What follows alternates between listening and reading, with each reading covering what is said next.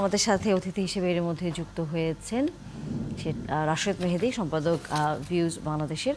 শুভ সকাল রাশেদ মেহেদী, যুক্ত হওয়ার জন্য এবং স্বাগত সকালের আলোচনায়। শুনতে যতটা আসলে ভালো লাগে যে চেনা রূপে ফিরছে ঢাকা, কিন্তু আমরা আসলে সাধারণ মানুষ যারা, আমাদের ভেতরে কোথাও না কোথাও এক ধরনের এখনও কিছুটা হলেও মনে একটু দ্বিধা, একটু এক ধরনের আতঙ্ক, এক ধরনের উদ্বেগ আসলে কাজ করে। আসলে কি চেনা রূপে ফিরছে কিনা ঢাকা, স্বস্তিতে আমরা আসলে বসবাস করতে পারছি কিনা, ছোট করে যদি আপনার মন্তব্য শুনি প্রথমে আলোচনা করবার আগে। ধন্যবাদ আমাকে আমন্ত্রণ জানানোর জন্য। ঠিকই বলেছেন, গত কয়েকদিনে ৩-৪ দিনে কিন্তু ঢাকা অনেকটাই চেনা রূপে ফিরতে শুরু করেছে। শুধু চেনা রূপে না, মানে আমরা গত কয়েক মাস আগে যে ঢাকা দেখেছি সেটা না। আমার মনে হয়েছে যে এই সহিংসতা শুধু আগে যে ঢাকা দেখেছি সেটাও না, আরো প্রায় ৪-৫ বছর আগের ঢাকা, যে ঢাকায় মেট্রো রেল চলতো না, যে ঢাকায় এলিভেটেড এক্সপ্রেসওয়েতে গাড়ি ঢুকতো না, আমরা এখন আবার সেই ঢাকায় ফেরত গেছি। আপনার কিছু যানজট হচ্ছে, মানে যেহেতু এটা কার্ফিউ সময়সীমার মধ্যে আমরা আছি, মানে চেনা রূপে ঢাকা তখনই ঘুরবে যখন কার্ফিউটা উঠে যাবে। এখনো কিন্তু আপনার সকাল ৭টা থেকে ৬টা পর্যন্ত, ৬টার পরেও একটা ঢাকা আছে, সেই ঢাকা কিন্তু আমরা পাচ্ছি না। আসলে সব মিলে কিন্তু আসলে আপনার চেনা রূপে ফিরছে, কিন্তু এখনো পুরোটা ফেরেনি। পুরোটা আস্তে আস্তে হয়তো ফিরবে। আমরা যেহেতু গত কয়েকদিনে কিছুদিন একটু করে পরিস্থিতির উন্নতি লক্ষ্য করছি, হয়তো আস্তে আস্তে ফিরবে। বাট আমার মনে হয় যত দ্রুত ফেরে ততটাই আমাদের জন্য খুব ভালো, এবং যেমন দ্রুত ফেরে সেজন্য একটু খেয়াল রাখতে হবে যে গত কয়েকদিনের সহিংসতা এবং যে সমস্ত পরিবারগুলো হতাহতের শিকার হয়েছে, এবং যেটা একটা বড় দাগ কিন্তু দেশবাসীর মনে পড়েছে, একটু খেয়াল রাখতে হবে সেই দাগ, সেই ক্ষত যেন আর না বাড়ে। এই জন্য সরকারের যারা আছেন, যে পর্যায়ে আছেন, তাদের কথাবার্তা, আচরণ এবং কর্মকাণ্ড যেন মানুষের ভেতরে ক্ষত আরো না বাড়ায়, সেই দিকটা এখন খেয়াল রাখা সবচেয়ে জরুরি। কারণ যে ঘটনাগুলো ঘটে গেছে, যাইভাবে ঘটুক না কেন, শেষ পর্যন্ত দায়টা আসলে সরকারের কাছে যায়। যে সরকারে থাকে তার কাছে নিতে হয়, কোনো উপায় নাই। এটাই আপনার রাষ্ট্র ব্যবস্থার নিয়ম। যেই কারণে আসলে আপনার ওই দিক থেকে যদি একটু বেশি সচেতন থাকা যায়, সংযত থাকা যায়, সংবেদনশীল থাকা যায়, তাহলে পরে কিন্তু পরিস্থিতি দ্রুত স্বাভাবিক হবে। সেটা যদি না হয়, তাইলে এই যে চেনার উপরে ফিরছে, এটা নিয়ে এর মধ্যে যে আমাদের উদ্বেগ, উৎকণ্ঠা এখনো আছে, সেই উৎকণ্ঠা যেন না বাড়ে কোনো কারণে, কোনো কর্মকাণ্ডে, সরকারের কোনো পর্যায়ের, কোনো সংস্থার, কোনো ব্যক্তির কারো কর্মকাণ্ডে যেন সেই উদ্বেগটা না বাড়ে, সেই দিকটা আমাদের এই মুহূর্তে খেয়াল রাখা জরুরি। এর পাশাপাশি আমরা তো আসলে সেই আশাটা করি যে এই ধরনের কোনো সহিংস ঘটনা যেন সামনে না ঘটে, এবং দুটি বিষয় আসলে অস্বস্তির জায়গাটি আসলে কেন এখনো আছে, কারণ আপনি নিজেও যেহেতু গণমাধ্যমের সাথে আছেন, আপনি জানেন যে যে সমন্বয়করা এখন ডিবি কার্যালয়ে আছেন তারা এক ধরনের বিবৃতি দিয়েছেন, কিন্তু আবার অন্যান্য যারা তাদের সাথে সম্পৃক্ত ছিল তারা বলছেন যে এই ধরনের কোনো কিছুর সাথে তারা একমত নন, অর্থাৎ তারা আন্দোলন চালিয়ে যেতে চান, এবং তারা যে দাবি আদায় করার বিষয় বা তারা যে দাবিগুলো তুলে ধরছেন বারবার, সেই বিষয়গুলো নিশ্চিত না হওয়া পর্যন্ত এই আন্দোলন থেকে তারা সরে আসবেন না। এখানে কিন্তু একটু উদ্বেগের বিষয় আছে। যেভাবে ৬ জনকে দিয়ে আসলে ৬ জন যেভাবে আন্দোলন প্রত্যাহারের বার্তা ওই ৬ জন সমন্বয়কারীর কাছ থেকে যেভাবে এসেছে, সেটা আসলে আপনি যদি খুব সুস্থভাবে চিন্তা করেন, স্বাভাবিকভাবে চিন্তা করেন, একজন সংবেদনশীল মানুষ হিসেবে চিন্তা করেন, সেভাবে আসা উচিত ছিল না। চাইলেই হয়তোবা এটা অন্যভাবে আসতে প্রশ্ন আসলে এখানে একটা তাদেরকে যদি কোনোভাবে জিজ্ঞাসাবাদের প্রয়োজন থাকে সেভাবেই করতে পারে, কিন্তু জিজ্ঞাসাবাদ আর নিরাপত্তা, হেফাজত দুটো শব্দ একসঙ্গে যায় না। এই জিনিসটা আমাদের বুঝতে হবে। আপনার এখানে কিন্তু মানুষের কথাটা বাড়ে। আপনি ৬ জনকে বললেন, তারা যেভাবে বার্তা দিল, সেই বার্তা কিন্তু যে প্রক্রিয়ায় আসলে সেই প্রক্রিয়াটা সাধারণ মানুষের কাছে বিশ্বাসযোগ্য হয় না। যেই কারণে যখন পাল্টা বক্তব্য আসলো, বাইরে যারা আছে তারা যখন অন্য বক্তব্য দিল, তখন কিন্তু আপনার মধ্যে সাধারণ মানুষের মধ্যে কথাটা বাড়লো যে আবার কি মুখোমুখি যাচ্ছে।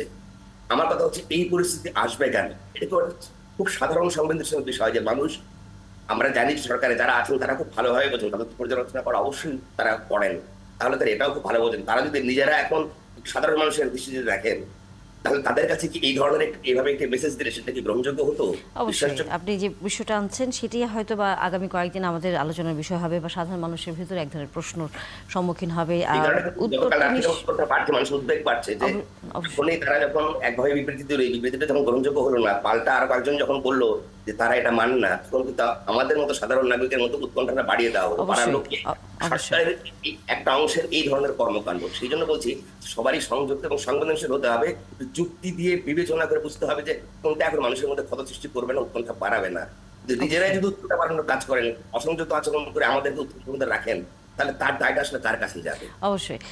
একই সাথে আমরা মোবাইলের ইন্টারনেটের সেবা গতকাল থেকে দেখেছি, দুপুরের পর থেকে সেটি চালু হয়েছে। এর আগে যখন নেট বন্ধ করে দেওয়া হয়েছিল 17 তারিখ থেকে, তখন হচ্ছে আমরা পুরোপুরি বিচ্ছিন্ন ছিলাম পুরো পৃথিবীর সাথে। এরপর দু একদিন আগে যখন ব্রডব্যান্ড চালু করা হলো, তখনও সেখানে বেশ কিছু বিধিনিষেধ ছিল, অর্থাৎ সামাজিক যোগাযোগ মাধ্যম সেগুলো বন্ধ থাকবে। ইন্টারনেট, মোবাইল ডাটার ইন্টারনেটের ক্ষেত্রেও আমরা গতকাল তাই ঘোষণা দেখেছি।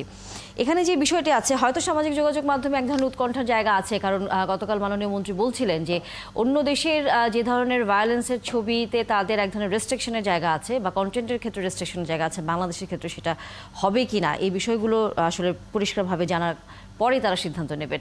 কিন্তু এটার সাথে আমরা জানি যে এখন সামাজিক যোগাযোগ মাধ্যম শুধুই তো যোগাযোগের জায়গা নয়, সেটা এক ধরনের বলা যায় অর্থ উপার্জনের জায়গা। কারণ সেই সামাজিক যোগাযোগ মাধ্যম দিয়ে ফেসবুকে নানা ধরনের ভাবে আমরা জানি যে কন্টেন্টের পাশাপাশি অনেকের ব্যবসা বাণিজ্য অনেক কিছু জড়িত, ইউটিউবের সাথেও জড়িত।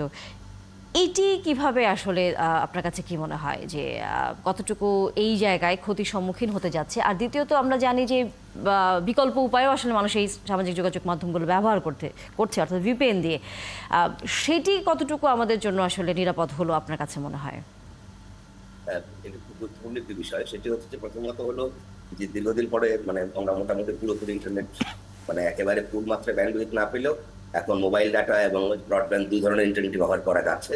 ফলে যারা আমাদের এতদিন যারা ক্ষতিগ্রস্ত হয়েছে, বিশেষ করে যারা প্রোডাক্টস মার্কেটে যারা ফ্রিল্যান্সিং করেন, তারপরে যারা আসলে এখন আপনার ইন্টারনেট ভিত্তিক জীবিকার যারা বিভিন্নভাবে সম্পৃক্ত ছিলেন, তারা অনেক ক্ষতিগ্রস্ত হয়েছেন। আমাদের e-commerce ক্ষতিগ্রস্ত হয়েছে, ডেলিভারি সার্ভিস ক্ষতিগ্রস্ত হয়েছে, রাইড শেয়ারিং ক্ষতিগ্রস্ত হয়েছে, এবং আপনার বড় বড় বাংলাদেশের সফটওয়্যার কোম্পানি যারা আসলে অনলাইনের মাধ্যমে এখন কাজগুলো করে, তাদের ইন্টারনেট প্রয়োজন হয় প্রতি সেকেন্ডে প্রতি মুহূর্তে, তারা অনেক ক্ষতিগ্রস্ত হয়েছেন। শেষ পর্যন্ত ইন্টারনেট ফিরে আসাটা অনেক স্বস্তি শান্তি, এটা একটু ভালো ইয়ে। এবং একই সঙ্গে যেটা বলি যে ইন্টারনেটে যে কন্টেন্টের কথা বললে যে প্রচুর ফেক কন্টেন্ট কিন্তু যায়, সবগুলো ভালো দিকে একটা খারাপ দিক থাকে। আমরা এখনো খেয়াল করছি যে সোশ্যাল মিডিয়াতে নানান ধরনের ফেক কন্টেন্ট আছে, বহু পুরনো ছবি নতুন করে দিয়ে নানান ধরনের উৎকণ্ঠা সৃষ্টি করা হচ্ছে। এই জন্য সোশ্যাল মিডিয়া কর্তৃপক্ষগুলোর সঙ্গে বসে ক্ষতিকর কন্টেন্ট কত দ্রুত সরিয়ে ফেলা যায় সে বিষয় নির্ধারণ করা হবে। কালকে ডাক টেলিযোগাযোগ এবং তথ্য প্রযুক্তি প্রতিমন্ত্রী সংবাদ সম্মেলনে বলেছেন, আমি সেখানে ছিলাম, যে 31শে জুলাই তারা 3টা বড় পপুলার সোশ্যাল মিডিয়া প্ল্যাটফর্মের সঙ্গে বসবেন এবং তারা এই বিষয়ে আরো উদ্যোগ নেবেন যাতে করে ক্ষতিকর কন্টেন্ট বন্ধ করা যায়। এটা খুব দরকার।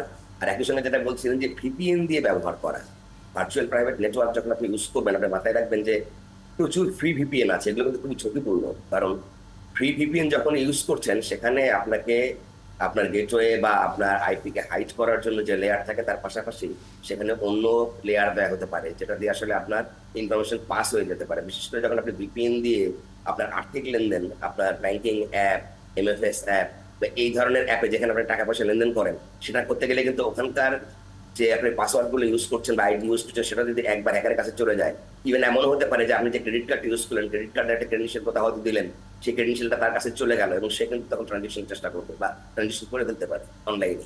ফলে আপনাকে ওই ব্যাপারে সতর্ক থাকতে হবে যে ফ্রি ভিপিএন ব্যবহার সত্যি অনেক ঝুঁকিপূর্ণ। ইভেন আপনি যদি পেইড ভিপিএন ইউজ করেন, সেই ভিপিএনও কিন্তু অনেক সময় আপনার ঝুঁকিপূর্ণ হতে পারে। সেই কারণে ভিপিএন ব্যবহারের ক্ষেত্রে খুবই সতর্ক থাকতে হবে। ট্রাস্টেড ভিপিএন কোনটা, নন ট্রাস্টেড কোনটা, সেটা যদি আপনার প্রযুক্তিগতভাবে জানার আপনার সক্ষমতা থাকে তাহলে ব্যবহার করেন, না হলে ভিপিএন ব্যবহার করা যে কোনো মধ্যে বড় বিপদ আনতে পারে। আর একটা হতে পারে, এই ঢালাওভাবে যদি ভিপিএন ব্যবহার হয়, তাহলে বাংলাদেশে আপনার এই নেটওয়ার্কে যখনই মানে অনেকগুলো তো ইন্টারনেট যখনই আসে, একটার সঙ্গে আরেকটা ইন্টিগ্রেটেড থাকে, একটা অফিসের সার্ভারের সঙ্গে দেখা গেলো তার অফিসের অন্য ইউজারদের কম্পিউটার ইন্টিগ্রেটেড আছে, তখন যে ঝুঁকিটা হবে, এই একটা নেটওয়ার্ক থেকেই কিন্তু আপনার যে কোনো একটা ভিপিএন ইউজের কারণে বা এর কারণে যদি কোনো কেউ দখল নিয়ে নেয়, ঢুকে পড়ে, সে কিন্তু তখন ওই গুরুত্বপূর্ণ রাষ্ট্রীয় পরিকাঠামোর সার্ভার বা অন্য অনেক কিছু দখল করে ফেলতে পারে। ফলে একটা বড় ধরনের সাইবার হামলার আশঙ্কা বেড়ে যায়। সেই ক্ষেত্রে আমার মনে হয় যে ভিপিএন ব্যবহারের ক্ষেত্রে সচেতনতাটা খুব বেশি বাড়াতে হবে। আর দীর্ঘদিন এমন পরিস্থিতিও রাখা যাবে না যেখানে মানুষ ভিপিএন বাধ্য হয় বা উৎসাহিত হয়। আমরা দেখেছি সরকারের গুরুত্বপূর্ণ লোকজন বলছে তারা ভিপিএন ব্যবহার করছেন। আসলে সরকারের কোনো পর্যায়ে থেকে ভিপিএন ব্যবহারের কোনো রকম যেন কেউ উৎসাহ না পায় সেদিকে খেয়াল রাখা দরকার, বরং স্বাভাবিক ব্যবহারটা নিশ্চিত করতে হবে, যাতে করে মানুষ স্বাভাবিকভাবে ব্যবহার করতে শেখে, নিরাপদ ব্যবহার করতে শেখে, সেটাই আমার মনে হয় নিশ্চিত করাটা খুব দরকার। এই জায়গায় আরেকটু কথা আপনার কাছে জানবার আছে, সেটা হচ্ছে যেহেতু ফেসবুক নিয়ে সবচেয়ে বেশি আমাদের আগ্রহের জায়গাটি সবচেয়ে বেশি এবং কন্টেন্টের কথা আমরা গতকাল মন্ত্রীর কাছ থেকে যেমনটা শুনছিলাম, আমরা গাজার এই বর্তমান যেই যুদ্ধ তখন আমরা দেখেছি, যদিও এর আগে এই ধরনের সহিংসতার ঘটনা বা ছবি হয়তো প্রকাশিত হয়েছে ফেসবুকে, তখন রেস্ট্রিকশন আসেনি, কিন্তু যখনই গাজা সংক্রান্ত কোনো ছবি যে কেউ আপলোড করেছে বা কোনো কমেন্ট করেছে সেটি তখন তারা রেস্ট্রিক্টেড করে দিয়েছে। সেখানে বাংলাদেশের এই ঘটনায় কম বেশি তো আমরা জানি যে সহিংস ঘটনার ছবি এখন সবার মোবাইলে আছে কম বেশি, কারণ অনেক মানুষ সেখানে জড়ো হয়েছিলেন, যেই ছবিগুলো দিয়ে হয়তো এখন আমরা গণমাধ্যমে অনেক রিপোর্ট করছি। সেই জায়গায় রেস্ট্রিকশনের বিষয়টি আসলে বাংলাদেশ যেহেতু বলেছে ফেসবুক কর্তৃপক্ষের সাথে কথা বলবে, এই জায়গাটা নিশ্চিত করতে পারবে কিনা, জোরালো ভূমিকা আসলে রাখতে পারবে কিনা বাংলাদেশ, যে এই ধরনের ছবি কোনো রকমভাবেই যাতে কন্টেন্ট হিসেবে প্রকাশিত না হয়, যে কথাটি আসলে গতকাল মন্ত্রী বলেছিলেন। আপনার কাছে কি মনে হয় কতটুকু জোর দিয়ে আমরা এই বিষয়টা নিশ্চিত করতে পারবো? দেখেন, এর আগেও কিন্তু বাংলাদেশ কর্তৃপক্ষ এই সমস্তদের কাছে, ফেসবুক বা ইউটিউব এই কর্তৃপক্ষগুলোর কাছে বারবার আপনার পাঠিয়েছে যে এই ক্ষতিকর ভিডিওগুলো সরাতে, কিন্তু কালকে সংবাদ সম্মেলনে প্রতিনিধি বলেছেন যে তারা রেসপন্স খুবই নগণ্য পায়। এটা আসলে দুটো কারণে হয়। একটা হচ্ছে যে যে সোশ্যাল মিডিয়াগুলো পরিচালিত হচ্ছে তারা আসলে আপনার পাশ্চাত্যের বা ম্যাক্সিমাম আমেরিকার কোম্পানি, একদম স্পষ্ট ভাষায় ফেসবুক, ইউটিউব সবাই আসলে আমেরিকার কোম্পানি। যত বড় বড় প্ল্যাটফর্ম তার আপনার সবাই একটা দুইটা যেগুলো আসলে গ্লোবাল না, গ্লোবাল যেগুলো আছে সবগুলো আসলে আমেরিকান কোম্পানি। এখন এই আমেরিকান কোম্পানিগুলো যখন ওরা ওদের সরকারের যে মিনর্স আছে, যে ল আছে সেটা অনুযায়ী তারা চলে, এবং তারা গ্লোবালি যে কমিউনিটি স্ট্যান্ডার্ড সেট করে সেটা আসলে অনেক ক্ষেত্রে লোকালি ম্যাচ করে না। বাংলাদেশের যে কমিউনিটি মানে বাংলাদেশের নিজস্ব কমিউনিটি স্ট্যান্ডার্ড যেটা হবে, নিজস্বভাবে মানুষ যে সংস্কৃতির কথা চিন্তা করে সেইটা কিন্তু আসলে আপনার হচ্ছে ম্যাচ করছে না, ফলে একটা কন্ট্রাডিকশন থেকে যাচ্ছে। আপনি যেটা বললেন যে গাজার যে সমস্ত তারা রেস্ট্রিক্ট করছে, এটা ফেসবুক নিজেই করে, কারণ ওখানে ইউএসএ সরাসরি যুক্ত, তারা যেভাবে ডিকটেট করে তারা সেভাবে কাজ করে, কিন্তু বাংলাদেশের সঙ্গে সেই অবস্থাটা হয়নি। আমরা পার্শ্ববর্তী ভারতেও দেখেছি যে ভারত কিন্তু যখন ভারতে ফেসবুকের আপনার অফিস হলো, তারা কিন্তু এখন অনেক বেশি রেসপন্স করছে, ভারতের অনেক কন্টেন্ট তারা খুব দ্রুত সরিয়ে নিতে পারে ফেসবুক যেখানে আছে। কিন্তু বাংলাদেশে যেটা বারবারই বলা হয় যে আমাদের এখানে যে রেগুলেশন স্ট্রাকচারটা আছে, বিদ্যমান আইন এবং রেগুলেশন স্ট্রাকচার, সেটার মধ্যে এক ধরনের বিদেশি অনেক কোম্পানিরাও বলেন, মোবাইল অপারেটররাও বলেন, এবং একইভাবে এই কোম্পানিগুলো আছে যে যারা আসলে ওই স্ট্রাকচারের কারণে মনে করে যে বাংলাদেশে তাদের অফিস বা তাদেরকে বাংলাদেশে যে ল্যান্ড করাবেন কোনো একটা তাদের এখানে সার্ভার থাকবে, সেটা তারা করতে চায় না। এবং যেই কারণে তারা যেহেতু অনেক দূরে আছে, এত দূরে যে আসলে আমাদের বাংলাদেশের যে সমস্ত কর্তৃপক্ষ আছে তারা তাদের সঙ্গে ইমেইলে কথা বলতে পারেন, ডেকে দু একটা বৈঠক করতে পারেন, কিন্তু তাদের প্রতি কোনো রকম চাপ সৃষ্টি করে ওগুলো সরাতে পারেন না, এখনো সেই সামর্থ্য হয়নি। এটা হলো সত্যি কথা, বাস্তবতা হচ্ছে এটা। এবং এটা করার জন্য যেটা দরকার ছিল, ধরেন ইউএস এর সঙ্গে যদি আমাদের কোনো এমলার থাকতো বা মিউচুয়াল লিগ্যাল ট্রিটি অ্যাসিস্ট্যান্ট যেটাকে আমরা বলি, সেটা যদি থাকতো, তখন কিন্তু আপনি তাদের যে লাইসেন্সিং অথরিটি অর্থাৎ ফেসবুকের, তাদের মাধ্যমেই, সেই ইউএস এর সরকারের মাধ্যমেই, তখন কিন্তু আপনি তাদের কাছ থেকে অনেকগুলো বেশি সুবিধা পেতেন, সেটা কিন্তু আমরা পাচ্ছি না। আসলে আপনার যদি সোশ্যাল মিডিয়াকে এখানে নিয়ন্ত্রণ করতে হয় বা আপনার এই যে ক্ষতিকর তথ্য যেন প্রচার না হয়, আমরা দেখেছি অনেক রকম বাংলাদেশে বিশেষ করে ফেসবুক এবং বিশেষ করে ইউটিউব, দেখেন আমরা কিন্তু প্রথম দিন থেকে ইউটিউব এভাবে বন্ধ করা যায় না, কারণ গুগলের যত সার্ভিস আছে, গুগল আপনার সেটা সার্চ ইঞ্জিন বলেন, ড্রাইভ বলেন, জিমেইল বলেন, সবগুলো একই ইন্টিগ্রেটেড ক্যাশ সার্ভার এখানে দেওয়া আছে। ফলে এখানকার যদি কোনো ক্যাশ সার্ভার আপনি অফ রাখেন, তাহলে পরে গুগলের সব সার্ভিস ব্যাহত হবে। ফলে আপনি কিন্তু ইউটিউব দিয়ে রাখতেছেন, এবং ইউটিউবেই বাংলাদেশে কিন্তু সবচেয়ে বেশি ক্ষতিকর। ইউটিউবে অনেক ভালো কন্টেন্ট যেমন আছে, ইউটিউবে সবচেয়ে বেশি ক্ষতিকর কন্টেন্টও বেশি হয়। অবশ্যই এর মধ্যে কিন্তু আসলে কম বেশি আলোচনা হচ্ছে, আমরা দেখছি যে অনেক ধরনের কন্টেন্ট আপ হয়ে যাচ্ছে। রাশেদ মেহেদী, ধন্যবাদ। আজকে আসলে কথা বলবার সুযোগ একেবারেই কম, অন্যান্য বিষয় নিয়ে আবার হয়তো আগামী দিনে কথা হবে। ধন্যবাদ সকালবেলা সময় দেওয়ার জন্য। দর্শক।